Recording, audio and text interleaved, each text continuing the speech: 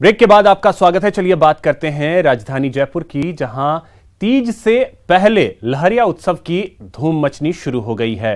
तीज के स्वागत में महिलाएं नाच गा रही हैं। देखिए रिपोर्ट।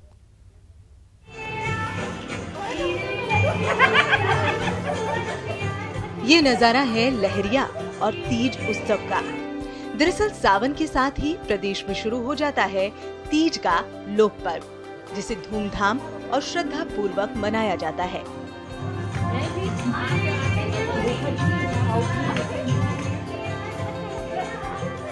इसी को लेकर कमला नेहरू नगर में गणगौर महिला क्लब की ओर से लहरिया और तीज उत्सव का आयोजन हुआ। लहरिया उत्सव में परंपरागत रंग बिरंगे लहरिया पहन 16 श्रृंगार करके महिलाएं और लड़कियां शामिल हुईं और कार्यक्रम में सभी ने जमकर लुत्फ उठाया। हमारा गणगौर महिला क्लब है और गणगौर महिला क्लब में कम से कम 50 महिलाएं हैं और हर साल हम लोग सावन की तीज सिंजारा बहुत हर्षोल्लास से मनाते हैं। तभी बहुत अच्छा लगता है। देखिए आज हम लोगों ने सबने मेहंदी लगाई है, सबने 16 श्रृंगार किया है और बहुत मजा आ रहा है सिंजारा और तीज मनाने में। इसी तरह भगवान करे हम लोग हर साल धूमधाम से तीज और सिंजारा मनाते रहें, यही हम लोगों की मनोकामना है। कार्यक्रम में गर्ल्स ने आकर्षक वेशभूषा में रैंप पर कैटवॉक कर अपनी अदाओं का जलवा बिखेरा, तो वहीं महिलाओं ने सावन के संगीत के साथ झूला झूला और प्रदेश की लोक संस्कृति को साकार किया। यहाँ देख के मुझे कलरफुल लेडीज की साड़ी, माय गॉड, मजा आ गया देख करके। और मैं भगवान से दुआ करती हूँ ये क्लब पूरी इसी तरह से अपना तीज मनाता रहे। जी हाँ, सावन महीने में जहाँ भगवान भोलेनाथ की पूजा की जाती है, वहीं हरियाली तीज पर सुहागन महिलाएं तीज माता की पूजा आराधना करती हैं और सज संवर कर तीज माता से पति की लंबी आयु की कामना करती हैं।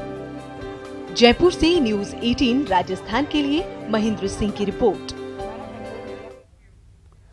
पाकिस्तान में तहरीक-ए-इंसाफ की सफलता और नई सरकार की संभावना और आने वाले स्वतंत्रता दिवस के मद्देनजर जैसलमेर के भारत पाकिस्तान सीमा क्षेत्र में सुरक्षा व्यवस्था सख्त कर दी गई है। देखिए रिपोर्ट। पाकिस्तान में इमरान सेना की सरकार, जैसलमेर में भारत पाक सीमा पर अलर्ट, नई सरकार की संभावना पर अलर्ट। पड़ोसी मुल्क पाकिस्तान में सेना के प्रभाव वाली तहरीक-ए-इंसाफ को हालिया चुनाव में मिली सफलता और वहां की भावी सरकार की संभावना के मद्देनजर जैसलमेर जिले के भारत पाक सीमा क्षेत्र में सीमा सुरक्षा बल पूरी तरह से अलर्ट है। भारत का स्वतंत्रता दिवस और पाकिस्तान का स्थापना दिवस करीब एक पखवाड़ा दूर है। इसे देखते हुए भी सीमा पार से किसी भी तरह की गड़बड़ी या भारत विरोधी गतिविधि का समय रहते मुंहतोड़ जवाब देने के लिए बीएसएफ के जवान दिन रात पेट्रोलिंग में जुटे हैं। सीमा सुरक्षा बल का जैसलमेर से लगती 471 किलोमीटर लंबी अंतर्राष्ट्रीय सीमा पर भारत का पूरी तरह से प्रभुत्व बना हुआ है। किसी भी तरह की अवांछनीय हरकत का तुरंत प्रभाव से जवाब देने को जवान तत्पर है।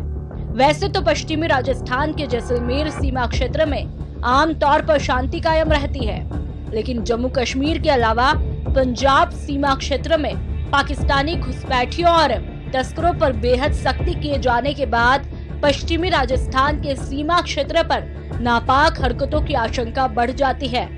इसके मद्देनजर जैसलमेर के उत्तरी और दक्षिणी दोनों सेक्टरों के अंतर्गत आने वाली सीमाई क्षेत्रों में बीएसएफ चौकसी को फुल प्रूफ बनाने में कोई कसर बाकी नहीं रखना चाहता है। न्यूज़ 18 के लिए जैसलमेर से सिकंदर की रिपोर्ट।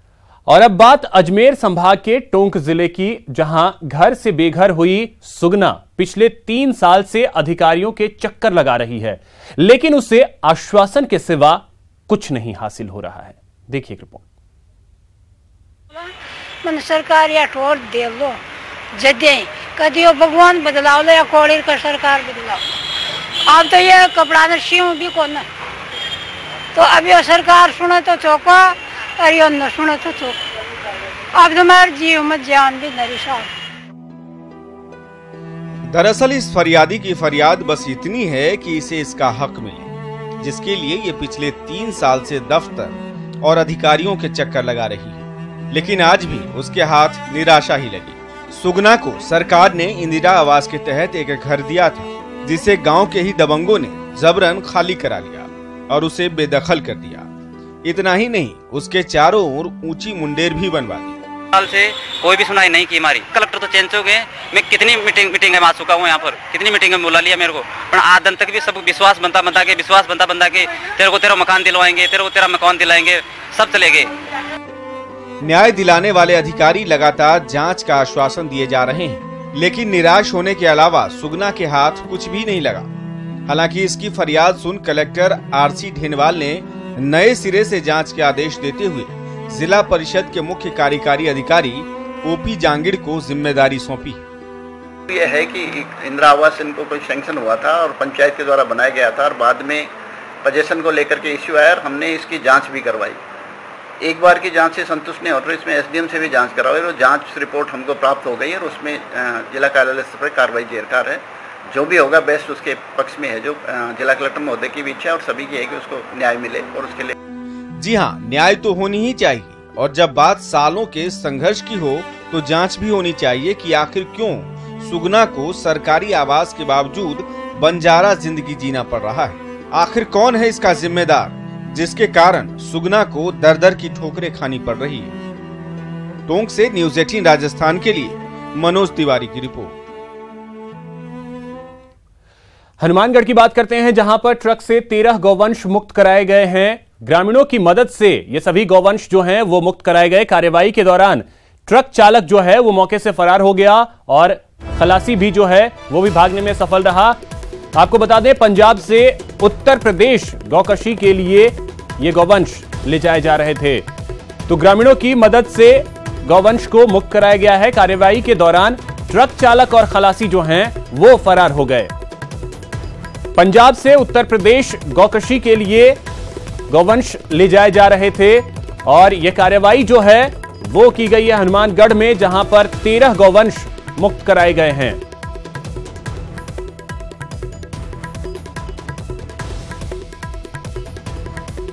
तो ग्रामीणों की मदद से ये सफलता हाथ लगी और हालांकि जो ट्रक चालक है और जो खलासी है वो भागने में सफल रहा, लेकिन 13 गौवंशों को मुक्त कराया गया है। हनुमानगढ़ में 13 गौवंश मुक्त कराए गए स्थानीय लोगों की मदद से।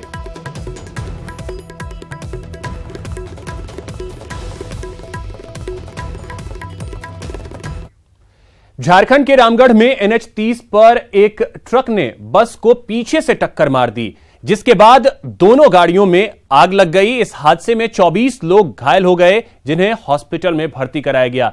इस घटना की चपेट में कुछ और गाड़ियां भी आई जो जलकर खाक हो गई, जिसमें ONGC का टैंकर और कार शामिल हैं।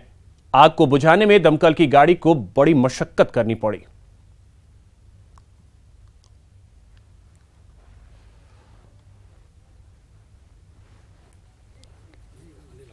तो ONGC के टैंकर और कार में भी आग लगी और पूरी तरीके से जलकर खाक हो गए। ट्रक और बस की यह जोरदार टक्कर थी, जिसमें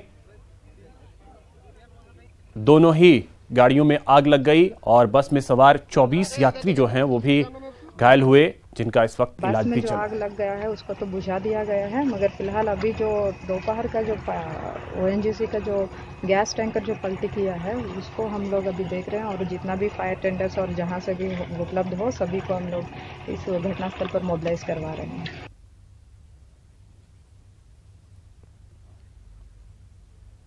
तो तस्वीरें भी आप देख सकते हैं कि कितनी जोरदार टक्कर रही होगी और ये आग लगी। उत्तराखंड के हरिद्वार में गोल्डन बाबा एक बार फिर कांवड़ यात्रा निकाल रहे हैं। ये उनकी 25वीं कांवड़ यात्रा है। गोल्डन बाबा से मशहूर ये संत करीब 20 किलो गोल्ड पहनते हैं। तो आपको बता दें, गोल्डन बाबा की ये कांवड़ यात्रा जो है वो एक बार फिर से निकल रही है और ये उनकी 25वीं कांवड़ यात्रा है। और अनोखी बात ये कि गोल्डन बाबा नाम से मशहूर ये संत करीब 20 किलो गोल्ड पहनते हैं। तस्वीर भी आप देख सकते हैं गोल्डन बाबा की। कंट्रीब्यूशन नहीं करता हूँ, किसी से 10 पैसे नहीं लेता हूँ, किसी की नमक की थैली नहीं लेता हूँ, किसी के शिविर में नहीं जाता हूँ। जो भी खर्चा आता है सारा अपनी जेब से करता हूँ, किसी का कंट्रीब्यूशन नहीं करता हूँ। इसमें पहली बार आया तो 250 रुपये में कावड़ लेके गया था हरिद्वार से दिल्ली, मात्र 250 रुपये में। आज एक समय ऐसा है कि 1.25 करोड़ का खर्चा करता हूँ कावड़ के ऊपर।